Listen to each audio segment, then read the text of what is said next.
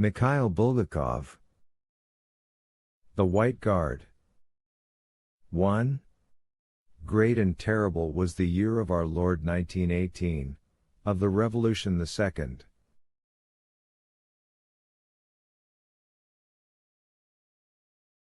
Its summer abundant with warmth and sun, its winter with snow, highest in its heaven stood two stars, the shepherd star, eventide Venus, and Mars, quivering, red.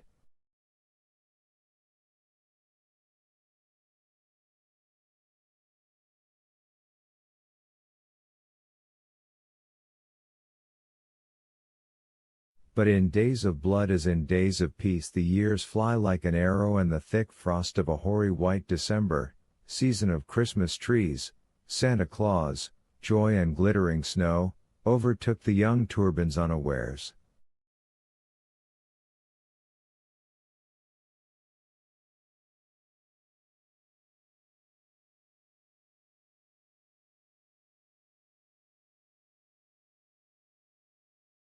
For the reigning head of the family, their adored mother, was no longer with them.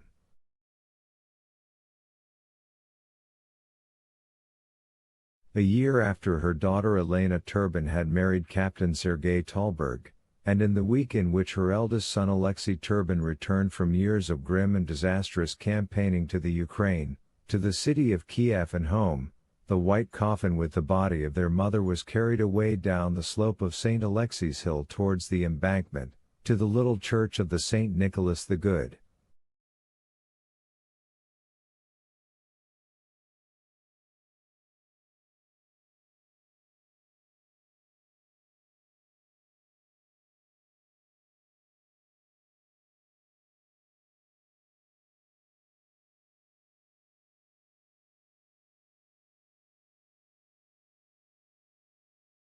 Their mother's funeral had been in May, the cherry and acacia blossom brushing against the narrow lancet windows of the church.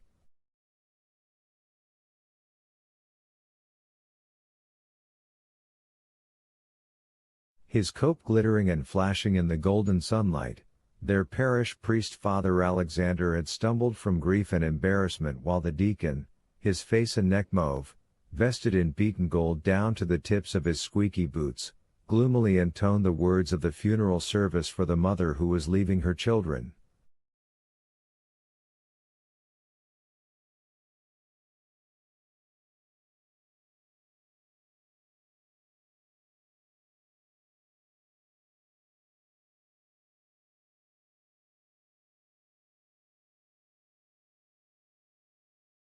Alexei, Elena, Talberg, Anyuta the maid who had grown up in the Turban's house, and young Nikolka, stunned by the death, a lock of hair falling over his right eyebrow, stood at the foot of the ancient brown icon of St. Nicholas.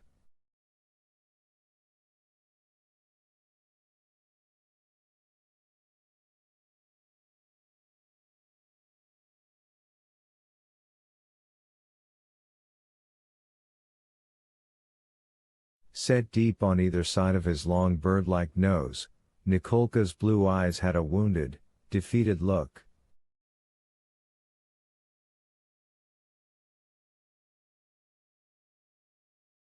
Occasionally he raised them towards the icon screen, to the vaulted apse above the altar where that glum and enigmatic old man, God, towered above them and winked.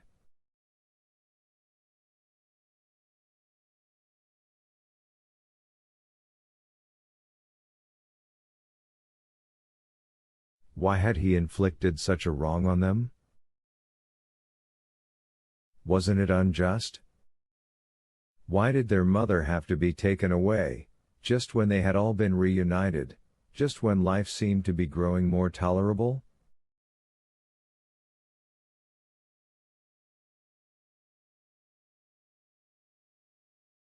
As he flew away through the crack that had opened up in the sky, God vouchsafed no answer, leaving Nikolka in doubt whether the things that happened in life were always necessary and always for the best.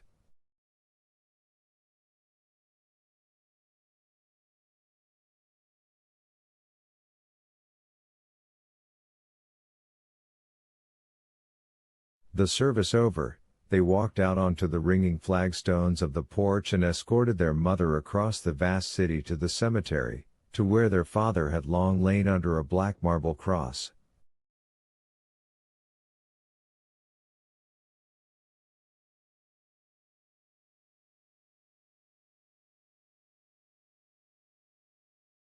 And there they buried their mother. For many years before her death, in the house at number 13 St. Alexei's Hill, little Elena, Alexei the eldest and baby Nikolka had grown up in the warmth of the tiled stove that burned in the dining room.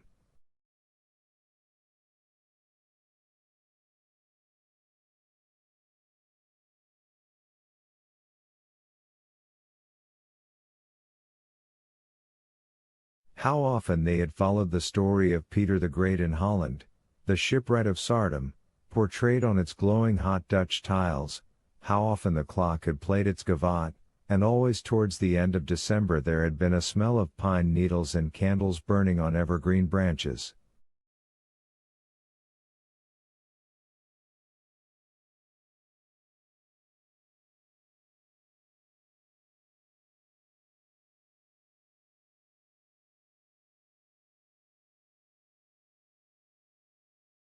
In answer to the gavotte played by the bronze clock in their mother's bedroom, now Elena's, the black clock on the wall had struck its steeple chimes.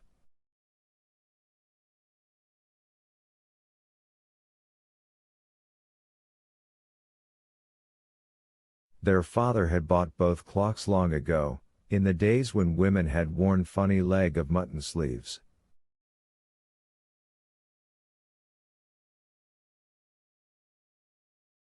Those sleeves had gone, time had slipped by like a flash, their father the professor had died, and they had all grown, but the clock remained the same and went on chiming.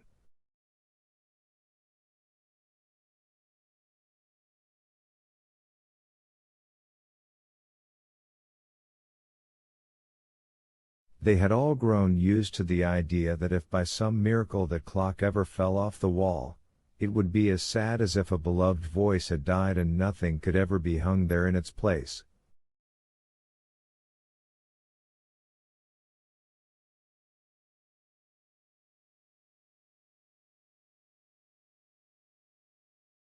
But clocks are fortunately quite immortal as the shipwright of Saardam, and however bad the times might be, the tiled Dutch stove, like a rock of wisdom, was always there to radiate life and warmth.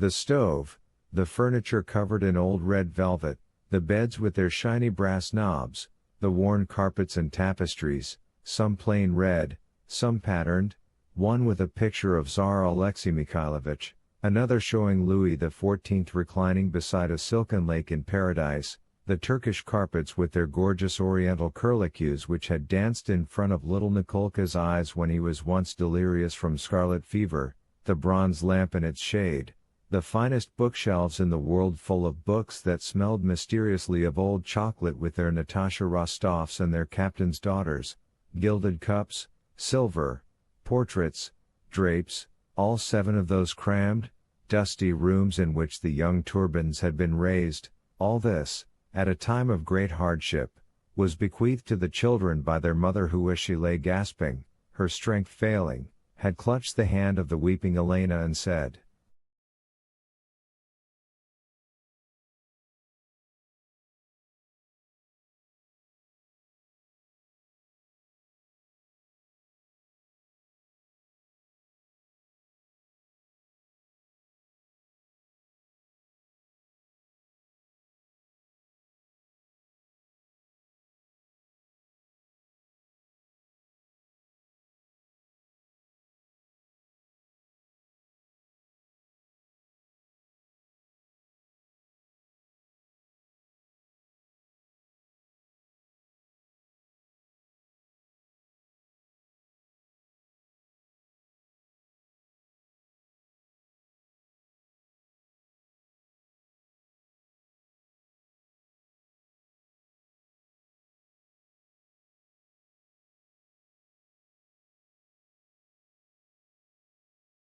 Go on living, and be kind to one another.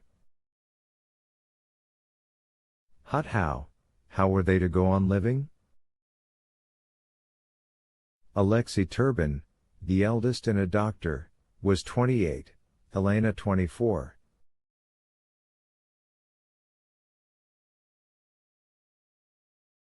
Her husband Captain Talberg was 31, and Nikolka 17 and a half.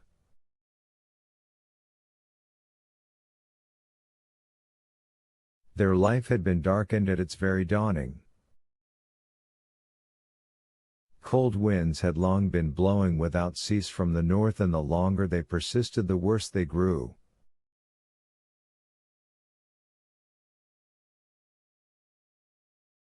The eldest Turbin had returned to his native city after the first blast had shaken the hills above the Dnieper.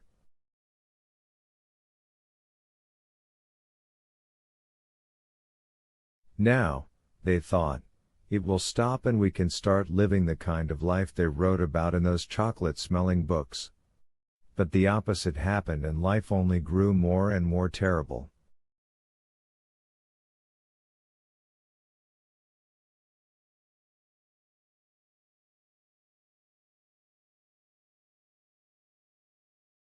The snowstorm from the north howled and howled, and now they themselves could sense a dull, subterranean rumbling, the groaning of an anguished land in travail.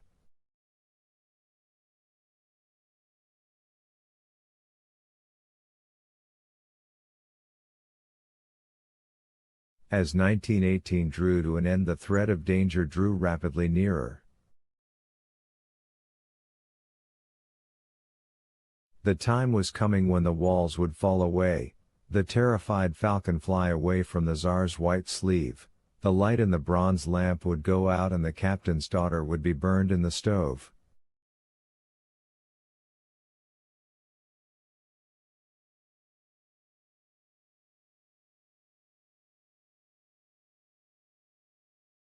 And though the mother said to her children, "Go on living," their lot would be to suffer and die.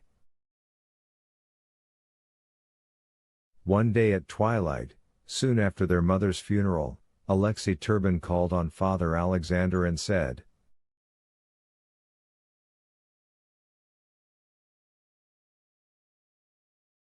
"It has been a terrible blow for us, Father Alexander. Grief like ours is even harder to bear when times are so bad. The worst is, you see, that I'd only just come home from the war and we were looking forward to straightening things out and leading a reasonable life, but now."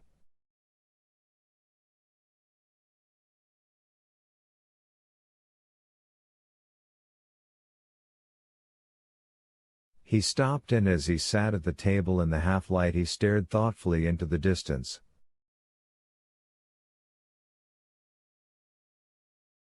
Branches of the churchyard trees overshadowed the priest's little house. It was as if just out there, beyond the walls of his cramped, book-lined study, was the edge of a tangled, mysterious, springtime forest.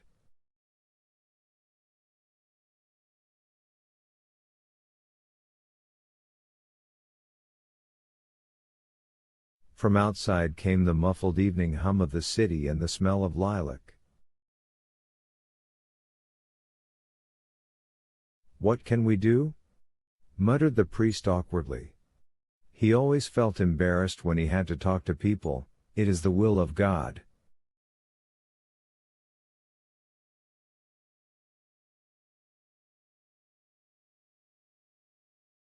Perhaps all this will come to an end one day? Will things be any better, then, I wonder? Asked Turbin of no one in particular.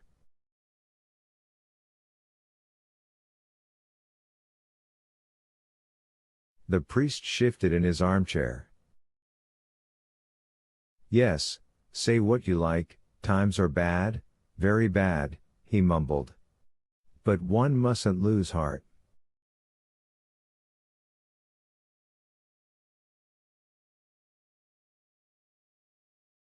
Then drawing it out of the black sleeve of his cassock, he suddenly laid his white hand on a pile of books, and opened the topmost one at the place marked by a bright embroidered ribbon.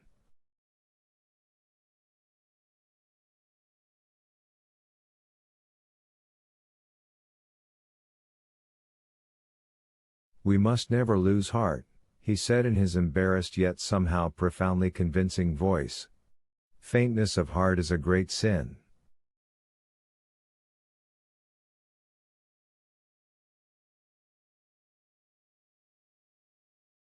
"Although I must say that I see great trials to come." "Yes, indeed, great trials," he said with growing certainty. "I have been spending much of the time with my books lately, you know. All concerned with my subject, of course, mostly books on theology."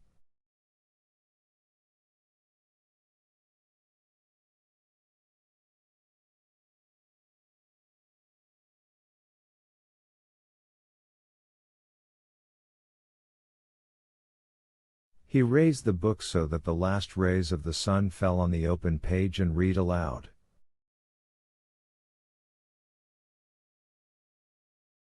"And the third angel poured out his vial upon the rivers and fountains of waters, and they became blood."